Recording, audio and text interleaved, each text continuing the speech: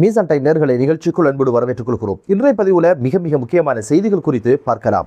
இஸ்ரேலுடைய மிக பிரமாண்டமான சரக்கு கப்பலுக்கு சங்கு ஊதியது ஈரானுடைய கடற்படை. தீர்ந்து போனது ஏவுகணைகள். திண்டாடும் அமெரிக்கா. அமெரிக்காவின் விமானப்படை ஆய்வகத்தின் ஆய்வாளரும் தலைவரும் தலைமறைவான சம்பவம் பெரும் அதிர்ச்சியை ஏற்படுத்தியிருக்கு என்ற பல்வேறு செய்திகள் தான் இன்றைய பதிவு. இஸ்ரேலுக்கு மிகப்பெரிய ஒரு அதிர்ச்சி வைத்தியத்தை அளிச்சிருக்கிறாங்க ஈரானுடைய கடற்படை பிரிவினர். அது என்ன அப்படின்னு பார்த்தீங்கன்னா, இஸ்ரேலுக்கு சொந்தமான மிக பிரமாண்டமான சரக்கு கப்பல் ஒன்று ஹுர்முஸ் ஜலசந்தியை அண்மிக்கும் பொழுதோ, வாங்கடா ராசா வாங்க, உங்களை தானே எதிர்பார்த்திருந்தோம், அண்ணனுக்கு வான்பரப்புல சமாதி கட்டியாச்சு, உங்களுக்கு கடற்பரப்புல சமாதி கட்டுறோம் அப்படின்ன மாதிரி அந்த கப்பலை இலக்கு வைத்து ஈரானுடைய கடற்படைக்கு சொந்தமான ட்ரோன்கள் மூலம் தாக்குதல் நடத்தி பற்றி கொண்டிருக்கின்ற சம்பவத்தை இப்போது உத்தியோகபூர்வமாக ஈரானுடைய கடற்படை தலைமையகம் அறிவிச்சிருப்பது இஸ்ரேலுக்கு மிகப்பெரிய ஒரு எரிச்சலையும் மிகப்பெரிய ஒரு அச்சத்தையும் ஏற்படுத்தியிருக்கு. விழுந்தாலும் மீசையில மண் படல அப்படின்ற மாதிரி எங்களுக்கு எந்த சேதாரம் இல்லை, வணிகம் ஒரு பக்கமாக நடக்குது, யுத்தம் ஒரு பக்கமாக நடக்குது, எங்களோட நாடு நல்லா தான் இருக்குது அப்படின்னு ஒரு பிம்பத்தை காட்டுகின்ற இந்த சூழல்ல தான் இந்த நீரிணையை கிடைக்க முற்பட்ட சந்தர்ப்பத்தில் தாக்குதலுக்கு இலக்காக இருக்கு. இந்த கப்பல் பற்றிய பல்வேறு தகவல்களை இப்போது ஈரானை வெளியிட்டிருக்கு. அதுல வேடிக்கை என்ன அப்படின்னு பார்த்தீங்கன்னா, இந்த கப்பல் பஹ்ரைனில் இருக்கின்ற பின் சல்மான் என்று சொல்லப்படுகின்ற துறைமுகத்தில் இருந்துதான் பல சரக்குகளை ஏற்றிக்கொண்டு இந்த கடற்பரப்பை அண்மித்து ஹுர்முஸ் ஜலசந்தியை வந்தடைஞ்சிருக்கிறாங்க. ஆனா அங்க இஸ்ரேலுடைய தந்திரோபாயம் என்ன அப்படின்னு பார்த்தீங்கன்னா, அந்த கப்பலுக்கு ஏற்றப்பட்டிருந்த கொடி இஸ்ரேல் நாட்டினுடைய கொடி கிடையாது. அது ஆப்பிரிக்கா நாடான லேப்ரியா நாட்டினுடைய கொடியை தான் சுமந்து வந்தாங்க.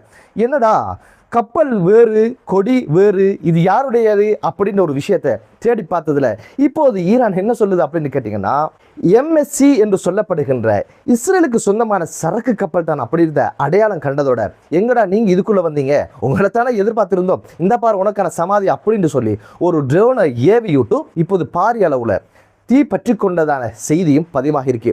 ஓடி அணைப்பதற்கெல்லாம் இஸ்ரேலுக்கு நேரம் கிடையாது, அதுக்கான வாய்ப்பும் கிடையாது. காரணம் என்னன்னா, வந்த கப்பல் லேப்ரியா நாட்டுக்குரியது இல்லையா, நீங்க எதுக்குடா இதுக்குள்ள வந்தீங்கன்னு கேள்விக்கு பதில் சொல்ல வேண்டி வரும். இந்த தந்திரோபாயம் வெளியே தெரிஞ்சிடும். அதனால நமக்கு மான முக்கியமையா, அந்த பக்கம் போயிடாதுங்க, பத்தட்டும் அப்படின்ற மாதிரி தான். கள்ளனுக்கு தேல் கொட்டினா சத்தம் இல்லாம கம்மட்டு இருக்கணும் இல்லையா, அது போலதான் இந்த தாக்குதலை ஏதோ ஒரு வகையில ஜீரணிச்சு ஆகணும் அப்படின்னு ஒரு சூழ்நிலைக்கு இப்போது இஸ்ரேல் வந்திருக்கு. இந்த நாட்டினுடைய கொடியை அந்த நாட்டினுடைய அனுமதியுடன் தான் இஸ்ரேல் பயன்படுத்தியதா, அல்லது எப்படியாவது சரக்கு நாட்டுக்குள்ள கொண்டு வந்துடணும் அப்படின்றதுக்காக வேண்டி அவங்க அனுமதி இல்லாம இந்த ஒரு கைங்கரியத்தை செய்ததா என்ற கேள்வியும் எழ ஆரம்பிச்சிருக்கு. தலகாட்ட முடியாத ஒரு சூழ்நிலை தான் இஸ்ரேலுக்கு ஏற்பட்டிருக்குது. தேவையில்லாத ஒரு ஆணியை புடுங்க போய் இப்போது வாழ்வா சாவாண்ட ஒரு போராட்டத்துல இஸ்ரேல் இருக்கின்ற ஒரு சூழ்நிலை உருவாகி இருக்கு. இதுல மற்றொரு வேடிக்கை என்ன அப்படின்னு பாத்தீங்கன்னா, அமெரிக்க ஜனாதிபதி ஒரு காலக்கெடு கொடுத்திருந்தாரு. 10 நாட்கள் ஒன்று ஒழுங்காக சொல் பேச்சு கேட்டு ஒரு உடன்படிக்கைக்கு வந்துருங்க, இல்லைன்னா ஜலசந்தியை திறந்து விட்டுருங்க அப்படின்னு சொல்லியிருக்கிற இந்த சூழல்ல தான் இப்போது ஈரான் தம்பியினுடைய கப்பல் மீது தாக்குதல் நடத்தி தம்பியினுடைய அடி வயிற்றுல புலியை கரைச்சி விட்டு இருக்கிறாங்க. என்னடா எங்களுக்கு நீங்க கண்டிஷன் போடுறது, நாங்க தானே நாட்டாம மத்திய கிழக்குல ஓடிப்போங்கடா அப்படின்னு சொல்ற மாதிரி தான் ஒரு மிரட்டலை விட்டு இருக்கிறாங்க. இந்த காலக்கெடு முடியறதுக்குள்ள உடன்படிக்கை இல்லைன்னா ஹுர்முஸ் ஜலசந்தியை நீங்க விட்டுறணும் அப்படின்னு எச்சரிக்கை விட்டதோட, அப்படி நீங்க செய்ய இல்லை அப்படின்னா ஈரான் நரகமாக மாறும் அப்படின்னு சொல்லி இருந்தாரு.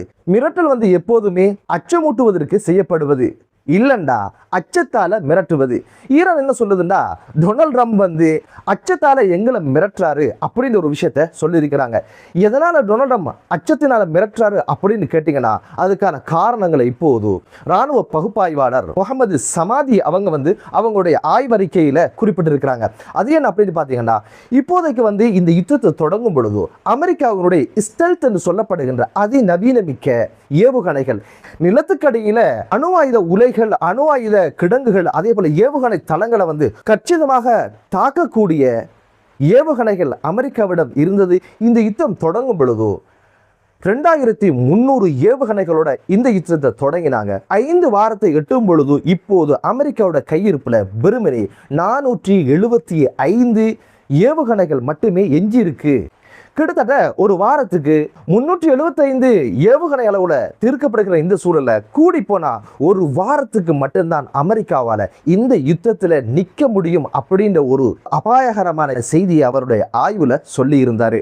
மேற்கொண்டு அவர் என்ன சொல்றாரு அப்படின்னு கேட்டீங்கன்னா, அப்படியாக இருந்தா உடனடியாக அமெரிக்கா இந்த ஏவுகணைகளை உற்பத்தி செய்கின்ற பணியில இறங்கணும்.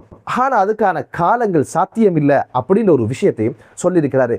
வருஷத்துக்கு இவங்களுடைய ஏவுகணை உற்பத்தி 396 தான் அவங்களால உற்பத்தி செய்ய முடியும். ஒரு வருஷத்துக்கு கூடி கூடி முக்கி குந்தி இடுப்பு வலிக்க இதை செய்து கொண்டாலும் கிட்டத்தட்ட 600 தாண்ட முடியாது அப்படின்னு அவருடைய அறிக்கையில சொல்லியிருந்தாரு. 600 தான் உற்பத்தி செய்வதற்கு ஒரு வருஷம் தேவை என்னும் பொழுதோ இங்க அடிச்சு செதச்சி சின்ன பின்னமாக்கி அனைத்து விஷயங்களையும் முடிச்சிருவாங்க ஈரானியர்கள் அப்படின்னு ஒரு விஷயத்தையும் சொல்லி இருந்தாரு. 600 தான் உற்பத்தி செஞ்சிட்டாலும் 2 வாரத்துல அதுவும் தீர்ந்து போயிடும் அப்படின்ற ஒரு விஷயம் தான் இப்போது அமெரிக்காவுக்கு இருக்கிற மிகப்பெரிய ஒரு தலையடி.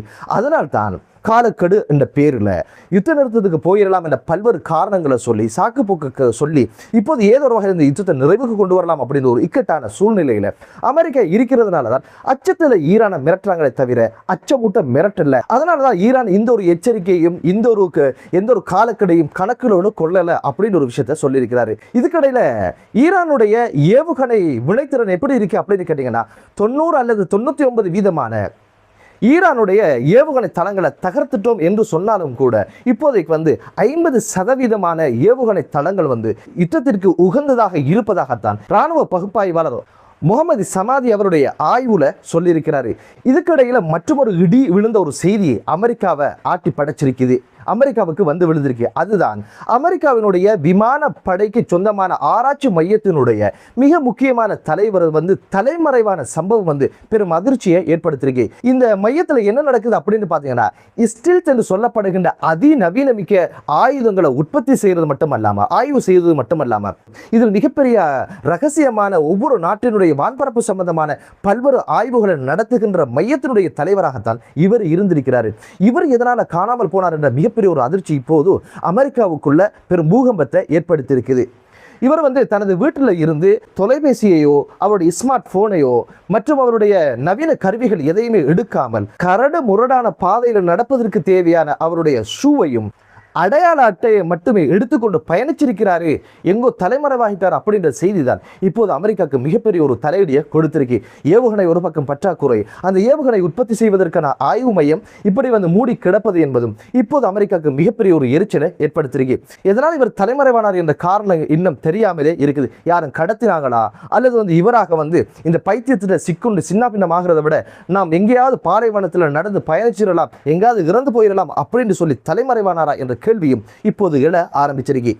அமெரிக்காவுக்கு இருக்கின்ற அடுத்த தலையீடு என்ன அப்படின்னு பார்த்தீங்கன்னா, ஈரான்ல விழுந்த விமானியை எப்படியாவது கண்டுபிடிச்சிடணும் அப்படின்னு ஒரு வேட்கையில தான் இப்போது மானம் போனா என்ன மரியாதை போனா என்ன யுத்த நிறுத்தத்துக்கு போயிடலாம் அப்படின்னு ஒரு விஷயத்தை காரணம் காட்டி இந்த விமானியை எப்படியாவது உயிரோட பிடிச்சிடணும், நாட்டுக்குள்ள கொண்டு வந்துடணும் அப்படின்ற ஒரு விஷயத்துல அமெரிக்கா முனைப்பா இருக்குது.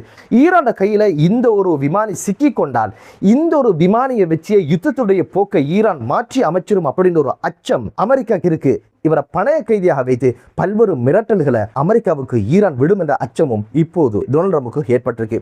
இது போக டொனால்ட் ட்ரம்ப் என்ன பண்ணியிருக்கிறார் அப்படின்னு கேட்டீங்கன்னா, யுத்தம் சரியான விளைவுகளை தரல, சரியான பெருபரை தரல அப்படின்னு சொல்லி இராணுவத்தினுடைய மிக முக்கியமான பட தளபதிகள் எல்லாம் பதவி விலக்கி புதிய நபர்களை அதுக்கு நியமிச்ச இந்த சூழல்ல இப்போது அவர் என்ன பண்றாரு அப்படின்னு கேட்டீங்கன்னா, அமைச்சரவையில் அதிரடியான பல்வேறு மாற்றங்களை உண்டு பண்ணியிருக்கிறாரு. உங்களை வச்சு எனக்கு இந்த யுத்தத்தை நடத்த முடியாதுடா, தேவையான வெற்றிகள் இது தர மாதிரி கிடையாது, அதனால நீங்க எல்லாம் வீட்டுக்கு போங்க, புதிய அமைச்சர்களை வச்சு நான் ஏதாவது பண்ணிக்கிறேன் அப்படின்ற மாதிரி இப்போதைக்கு நிதி அமைச்சரையும் உள்நாட்டு பாதுகாப்பு அமைச்சரையும் ராஜினாமா செய்ய வச்சு இப்போது வீட்டுக்கு அனுப்பி வச்சிருக்கிறாரு. இது போக ஆபத்தில் இருக்கிற மற்றொரு பதவி என்ன அப்படின்னு பார்த்தீங்கன்னா, அமெரிக்காவுடைய தேசிய உளவுத்துறையினுடைய பிரதானியை மாற்றுவதற்கான ஏற்பாடுகளை பாதுகாப்பு அமைச்சின் செயலர் இப்போது அதையும் செய்ய போறாரா அப்படின்ற ஒரு அச்சமும் ஏற்பட்டிருக்கு. என்னதான் உள்நாட்டில் ராணுவ படத்தளபதிகளை மாற்றுவதனாலோ அல்லது அமைச்சுக்களை மாற்றுவதனாலோ ஈரான தோல்வியடை செய்யலாம் என்ற இவருடைய கணக்கு தலைவலிக்கு தலையணையை மாற்றுவது போலதான் இருக்குது. என்னதான் இருந்தாலும் இந்த யுத்தத்தில் அமெரிக்காவும் இஸ்ரேலும் தோல்வி அடைந்திருப்பதும் தோல்வி அடைய போவதும் நிச்சயம் அப்படின்ற ஒரு விஷயம் தான் இப்போது பேசுபொருளாக மாறி இருக்கு. அடிக்கு மேல அடி, இடிக்கு மேல இடி, அண்ணனுக்கு தம்பிக்கும் மாறி மாறி வெடுத்து வாங்குற இந்த சூழல்ல ஏதோ ஒரு வகையில் யுத்தத்தை முடிச்சிடலாம் அப்படின்னு நினைச்சாலும் முடிக்க முடியாத ஒரு சூழ்நிலை. ஆப்பிளுத்த குரங்குட கதையாகத்தான் இப்போது அமெரிக்க ஜனாதிபதி டொனால்ட் ட்ரம்புடைய நிலைமை மாறி இருக்கு. எனவே தேர்தலை அண்மிக்கின்ற இந்த சூழல்ல அமெரிக்காவுக்குள்ளேயே பல்வேறு அரசியல் அழுத்தங்களும் பொருளாதார நெருக்கடியும் உண்டாகி இருப்பது எதிர்வரும் தேர்தலில் காங்கிரசுடைய பெரும்பான்மையை இழக்க வேண்டிய ஒரு நிலை உருவாகும். அப்படி உருவானால் தனது பதவிக்கும் ஒரு ஆபத்தாக அது அமையும் என்பதுதான் இப்போது அரசியல் வட்டங்களில் சொல்லப்படுகின்ற ஒரு விஷயம். ஈரான் ஒரு ஆட்சி மாற்றத்துக்காக உள்ள வந்தவர் தனது நாட்டில் ஒரு ஆட்சி மாற்றம் வருவதற்கான ஏற்பாடாக போறது என்பதுதான் மிகப்பெரிய கவலைக்குரிய துக்ககரமான ஒரு செய்தியாக இப்போது டொனால்ட் ட்ரம்புக்கு ஆகிப்போச்சு. என்னதான் இருந்தாலும் மத்திய கிழக்கு நாடுகளில் ஒரு அமைதியான சூழ்நிலை உருவாகட்டும் என்ற பிரார்த்தனையோடு மற்றொரு காணொலியில் உங்கள் அனைவரையும் சந்திக்கும் வரை விடைபெறுகிறேன். நன்றி.